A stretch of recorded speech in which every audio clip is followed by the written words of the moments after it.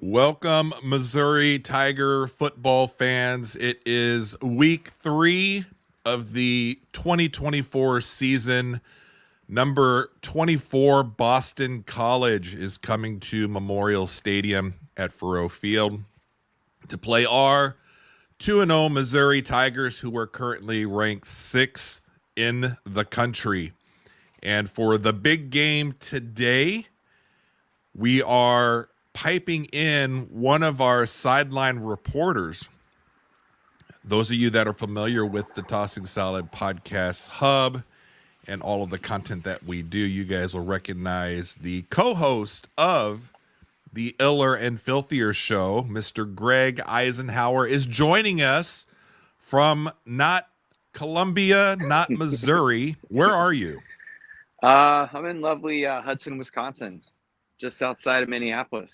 The lone Tiger fan in Hudson, Wisconsin? That's right. Yeah. You see a few of us running around. It always makes me almost wreck every time I see like a Missouri bumper sticker. I'm like, whoa. You actually see Missouri stuff there? I do. Yeah, I have. Yeah, that always freaks me out. But yeah, you do. Bandwagon fans, you think, just because Missouri is good in the last couple seasons, or what? No. They clearly went to college there. The only reason why they would be repping. I don't think we do. Are we a school that would have fans that didn't go to school there? That's a great question, you know what I mean? Greg. Yeah, that might be something for us to break down the road, just to kind of see as Missouri, depending on what kind of happens through the season and the success of the football program. And we've talked before about there's just something in the cards that we're dealt, that we can either have a good football program or a good basketball program, but we can't have both at the same time. Nope. No, it's not allowed. It's somewhere in the bylaws. So going into week 3 here, Greg, let me ask you this question. Are you feeling pretty good at what you've seen from the Tigers so far this season after the first 2 games? First one was Murray State, the 51-0 win at Faurot, and then last week was against Buffalo, who also came into town. That was 38-0. What have been your thoughts so far? That's what you want to see. I think when we first got good a long time ago, one of the things we always talked about was even on those Brad Smith teams, we would always lose those games you shouldn't lose. So to me, if you're a good team, that has to be the outcome of the first 2 games, when you're playing. And now today they're going to get challenged. You got Bill O'Brien. I forgot Bill O'Brien's there, ex very good coach where he's been. Professional coach in the NFL. So this will be a tough game. And Coach Saban, I saw some, he's on TV now and he's doing a great job. But yesterday he was talking about that he wants to see games like this where your team gets tested because he thinks it's better than, playing a game and you're winning 45-0, Right. Which a lot of the top teams, I mean, they all kind of do it, right? They do. There's kind of a knock on the SEC sometimes to where we schedule some of these lesser known schools, pay them $1.5, $2 million to come to our field, and then we kind of work some things out. I go back and forth on stuff like that because at the end of the day, if you're a team that's supposed to compete by the end of the season, and this year it's the college football playoff, which should be just amazing to watch unfold. Your number one goal has to be to have your team prepared to play by the end of the season when things kind of count. And not to say that the middle of the season, the middle of your schedule doesn't count, but you have to be playing your best football come October, November, December, and then hopefully into the 1st of January. And I give credit to the teams. And let's specifically look at like maybe the SEC teams that scheduled some tougher games at the beginning of the season. Texas A&M played Notre Dame a couple weeks ago. LSU played. Who did they lose to? USC. Was it USC in Vegas? Yeah. And Alabama's up here taking on Wisconsin. Wisconsin. That's a big game. That's a traditionally big game between big programs.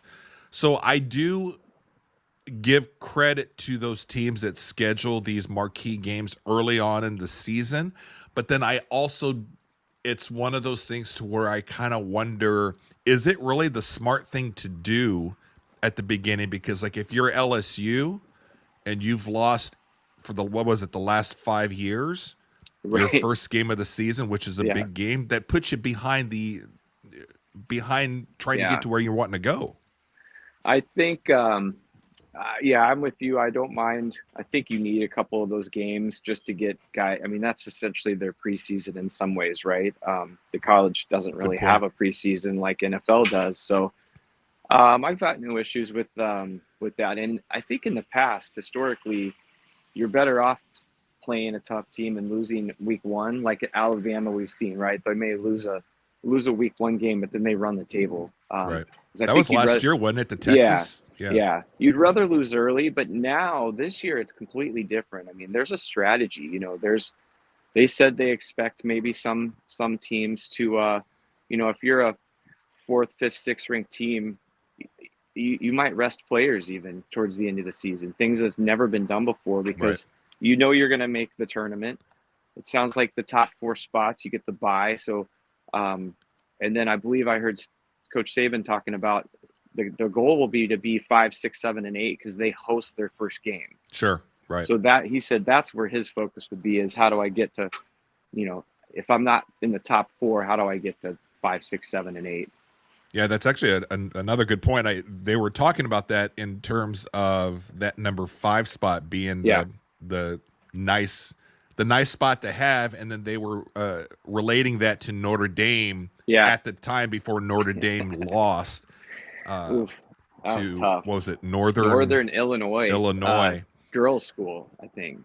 But yeah, that's going to be interesting to watch this kind of unfold throughout the season, and as you get closer to the playoffs, to where teams are starting to jockey for just getting in. Yeah, and as much as I thought kind of going into the season when they expanded it to what is it, the 12 teams? 12, yes. That, you know, Missouri is going to have a really good shot of getting in there. Yeah. My concern is that's really not the case. I mean, is there a good chance? Yes, if they kind of run the table, they kind of control their own destiny of sorts. But I had a question last week, and I'll pose that to you right now. Do you see Missouri having any chance of getting in as a one-loss team?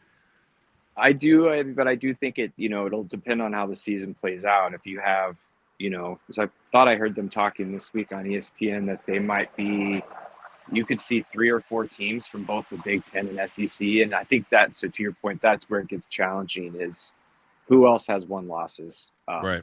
Yeah, it is good. They're going to have to stay up in those rankings. They're going to have to stay in the top 10. Because I believe, what is it, all the conference champion winners, and then the rest is, was there like 6 or 7 conference winners, and then the rest are at larges, like 5 at larges or something. Yeah, something like that. I don't have the breakdown in front of me, but you're right. I mean, if you've got, however many teams end up with 1 loss, we're going to be fighting for a spot for sure. But that's what'll be cool to see what happens. But you take a look at the issue the SEC is going to have now. Right now, heading into week 3 of the season, it's nice as an SEC fan. You take a look at the top 25 standings, and within just the top 10, 6 of those teams are from the SEC. Yeah, and you're thinking, wow, the SEC's not going to get 6 teams into the playoffs.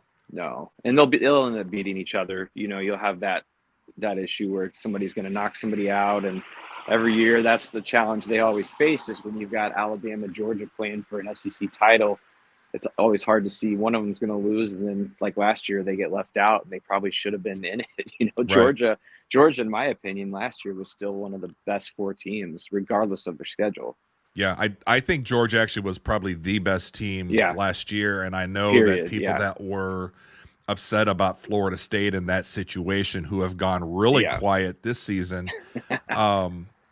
Georgia was the one I thought kind of got screwed out of the playoffs just because like you They're said too good. earlier in the show, they just lost at the wrong time. Yes, correct. Yeah, and they in that format they were using was very debatable because it literally said the best four teams, Mm-hmm. not, you know what I mean, not the highest ranked four teams. The it was the best four teams, and that's what caused a lot of stir on social media. Is like, oh, how can, but they lost. It's like, no, it's the best four teams. So it'd be like the NFL at the end of the season. You take who's the best four teams versus, how they played out. Now this year we get to see that play out on the field, Right. which is going to be super exciting.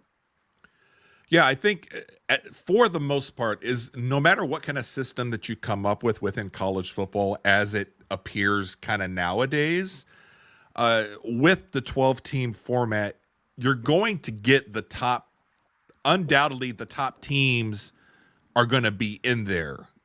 Right. The question's going to be the ones that are the kind of the next up, who gets kind of left out. Yeah. So in that case, then I probably don't have an issue. Even let's just say our beloved Tigers comes down to the end of the season and we don't make it in. Right. Well, we're not making it in because for sure we're definitely not one of the best teams then.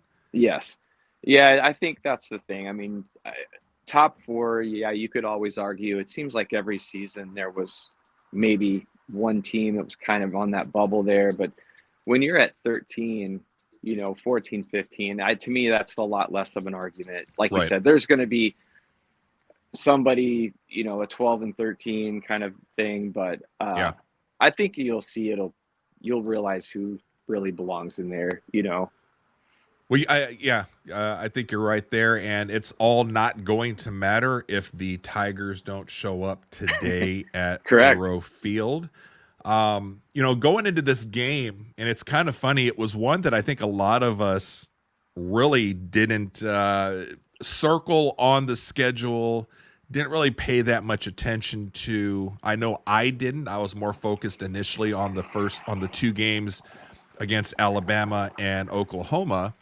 And I had said early on in the season that for me, really the key game is going to be that Texas A&M game down there, simply because I can see that derailing our season. You lose that game, you're kind of done. I don't think that the Tigers have enough support within the votes to where you have a one-loss team that is there's going to be enough people to make an argument to get them into the playoffs. Yeah. And you can kind of see that now with I'll say it, a general lack of respect on a national level, where you see power rankings from media pundits, people that have their own YouTube or online shows or whatever. And they're like, okay, these are the top teams in the country, the top 10. And more often than not, the Tigers aren't even in there right now. Right. Right. Yeah, you just got to keep winning. That's the message, right? It's always if we win, and I think if Luther keeps having an awesome year and gets his name up there in the Heisman's, I mean, that guy, he should be a number one pick, right? From the wide receiver position. I think he's the next guy that's going to go in the NFL and make a stir. Well, you got the kid out of Colorado that has something to say about that, though, right? Yeah, no, not number. I don't think he'll be number one overall per se, but I just mean he'll be the number one receiver, right? Like taken off the board, and I just think he's the next guy. Well, but do you see him going over Travis Hunter? Maybe. I see. I mean, everything I've seen from mock drafts, with the exception of one poll that had Burden as the number one overall. Has Travis Hunter as a top 5 for sure, and then Shedeur as a quarterback. He's top 10, but who knows what's going to happen with Shedeur this season? I could just. Yeah, that team is interesting, but Luther, I think, just seems to be one of those more true traditional, just number one receivers. And he's just got to keep having a big year. If he's electric and is making plays and getting talked about, I think that helps Missouri's chances both at winning and maybe getting in the tournament, just out of excitement. If he's got some buzz around him, and Brady too. I mean, Cook's one of those guys that's been in the program for a while, so he's experienced. That I think he can continue to shine. Well, speaking of Luther Burden and going through the first two games, he's got less than 100 yards of receiving, but he only played half the game on Buffalo at the Buffalo game because he was, I think, Yeah. came down with something. He was sick, wasn't feeling well. They went ahead and pulled him, which was the right move. Yeah. Going into today's game, I believe all of the big pieces are available. Burden is there. He's expected to play. Yeah. I think Norfleet, the tight end, who they kept out as a precaution because of his shoulder, he's back, and he's an important piece in this offense. But yeah, I agree. Burden, I think as long as he just does what he is capable of doing, he's going to be a high, obviously, first-round pick in the NFL. And coming into this game, I think this is a kind of a setup for him to have a big stat game. Yeah. He's Coach Eli was on ESPN about 30 minutes ago and really talking about how he's utilizing the special teams game. Yeah. So him as a punt returner is what he was talking to the guys on College Game Day about what sets him apart, and they're trying to put him up in that Reggie Bush, Desmond Howard, those flashy guys that used to be so fun to watch. Right. Even our guy, who was our guy that Macklin?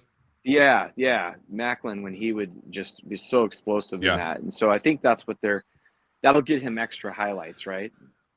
I think it'll get him extra highlights, but I understand that side of it, right? You want to get your big playmakers the ball as many times as possible in different areas of the game, different facets of the game. I'm just super nervous about putting him in situations to where he could get hurt. And I know this is football. You can't wrap him in bubble wrap. But I just, on special teams, kick returns, punt returns, we do have a lot of special, talented, speedy guys that can handle stuff like that. Yeah. I feel like if we're taking an unnecessary risk for the potential of some big highlights. Yeah. But I think you can kind of get those consistently elsewhere while just kind of making sure that your number one receiving piece on the chessboard percentage-wise is going to remain healthy. Yeah. Yeah. But I feel like you see that a lot in college, though. A lot of these guys in college do play the special teams and then that next step in the NFL, they do take them out of those positions a lot. But in college, man, they let it rip, it seems like. Yeah. I mean, look at Travis Hunter playing both sides of the ball. Right. I mean, there's a lot of guys that wouldn't want to do that probably. Right. But yeah, I'm all for it, man. Let's see him tear it up and have some fun out there. Well, I think, Burden is due for a big game, just like Theo Weiss last week had over, 12, 13 receptions, 100 some odd yards. I mean, he was like the go-to guy, and that's kind of the luxury that we have on the Tigers right now to where, I mean, the receiving core goes 4 or 5 deep. Yeah. Line them up, man. We've joked around before. So Greg and I are Missouri alums back in the 90s, and we've seen the highs and we've seen us plenty of the lows with our program. And just on a competitive level with the big boys over the years, we've had our kind of superstars, we've had our top athletes, but our problem is the depth. We may have 1 or 2 guys, but then there's nobody behind them. This year, I know Drinkwitz he's kind of focused in and mentioned the depth at a lot of the positions and what comes with that as the season progresses and you start getting into SEC play. And I know the one thing that he had talked about was last year, we were pretty much down to just being able to use 2 linebackers. Right. And which they, were pretty thin there. But, I mean, top linebackers, but nobody behind them. And this year, he thinks he's got enough guys to rotate into where they can be impact players. You see that on the receiving core. Defensive backs, I believe that Drinkwitz has said that they are comfortable with at least the top 3 to where they can go man-to-man if they need to. Yeah. So it's a luxury that you're starting to see a program like Mizzou. All of a sudden, we're kind of looking at each other like, are we a top premier team? We are right now. I mean, it does have the feel of the Pinkel days when we had, quarterbacks in the chambers. We had, we were defensive line U for a while. I mean, yeah. And I'm starting to feel that like he's starting to get that again, where we're starting to see you start putting guys in the NFL, and that's what attracts the attention of the younger players. Right. You're visible. It can happen. That's the selling point. Yeah, you come to Missouri, you're not going to be where, you go to Alabama, you go to Georgia, there's a lot of competition just to get playing time. Yeah. Top athletes, if they want to come to Missouri, they can actually play, make an impact, and get seen and drafted. Yeah.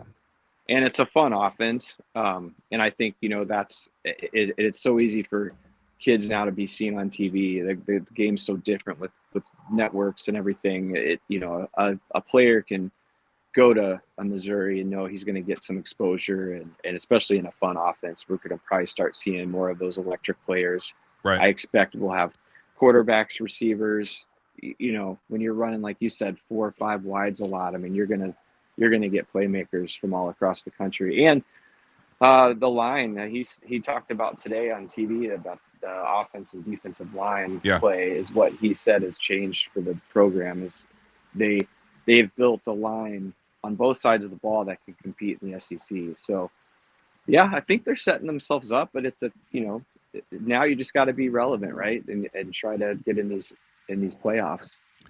Try to get into playoffs, and that's going to come with we're going to find out. I think today is that first kind of major test of the season, just to see, okay, is Missouri, are they going to be there as a name that should be going to the college playoffs or the college football playoffs? So we're going to find out today just if they're as good as a lot of us say that they are.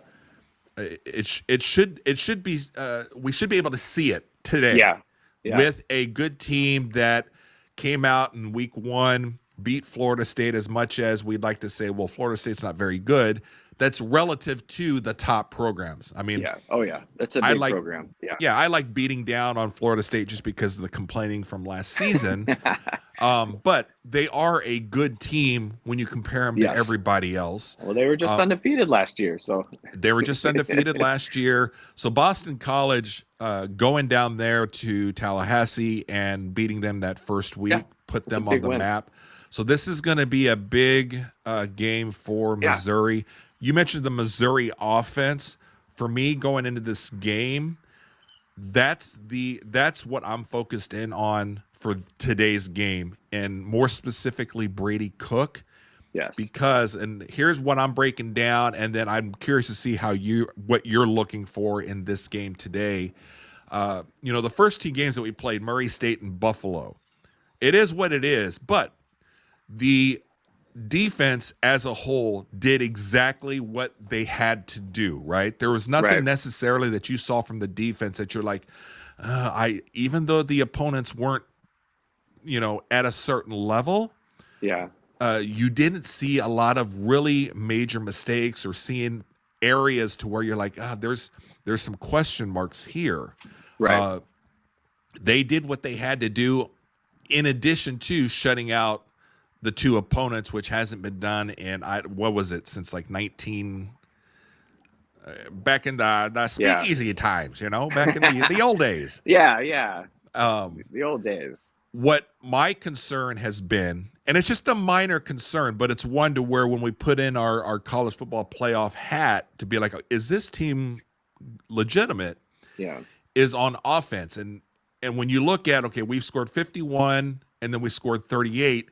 Yes, that's some good numbers, but I think that is kind of masking a little bit that Brady Cook isn't totally comfortable yet. And I'm not saying that there's a question mark whether he can or cannot do it. My thing is knowing he's not at his peak performance yet, which you can't expect everybody to be peak week 3 already, right? Right. But Cook has struggled a little bit with the pass and some of the deeper plays that he's really kind of worked on this summer. So my focus today is this is going to be a different game, a good test for Brady Cook, because the game is going to be on the line for most of the game. Right. You know, whereas the pressure from Murray State and Buffalo, the game's in hand. You know you're not going to lose, so the nerves aren't so – the pressure's not there for them. Right. Today the pressure's going to be on because the game's going to be kind of a toss-up for a while. I think so. My focus is on Brady Cook. I'm curious, what are you looking for today's game? Yeah, I think this is one of those tests you're looking for. This is going to be similar to a game down the road. You know, you're going to have, like you said, I think the game's going to be close and you're going to have to battle. So that'll be a good test for our guys. But I think they can come through. I'm looking at like a 24-17 kind of game. Maybe it gets up to like a, 31-28 kind of thing, but I think it'll be tight. But I think I can see the guys pulling through, man. I think the line they're saying is Missouri 15 and a half points. That seems like a lot. It does and it doesn't. Yeah. I suppose. I'm just thinking, I think realistically, you're probably going to be in that area. I think Missouri will probably offensively, if they can get 30 or above today and Cook looking strong. And the great thing is he's got a really good running game behind him, so it's not all on him. But I think if Missouri's offense can put up 30 or more on BC, and I'm kind of okay, and then we're also going to find out, okay, is this a top defense? We're going to find out. Yes, I agree. I do. I got to get on the private jet to head down to the game here in a couple of minutes. Brian sent the Iller and Filthier jet to me. So I'm going to try to get down there and watch the game. But so I've got to run in a minute here. But yeah, I'm stoked to watch the game. Should be a fun afternoon of football. Yeah, it's going to be super fun. Greg, I appreciate you taking a little time, carving a little time out for your Mizzou brothers and sisters that are out there getting ready for the game. The kickoff is 11:45 a.m. Central Time. And for those of you that don't have access to watching the game, I know there's some issue with DirecTV and ESPN or something. Just know that the first couple weeks of the season so far, and I'm not promoting this, I'm just saying it can be done. If you just do a search on YouTube, there are plenty of pirated streams where you can watch the Missouri football game. They may get shut down during the game. You just do another search and just go to a different live. I'm not saying that's the right thing to do, but if you're wanting to watch and you don't have a way to do it, that's your way to do it. Greg, I appreciate you hanging out pre-game, and we'll have to compare some notes after today's game. Sounds good, brother. All right, MIZ. ZOU.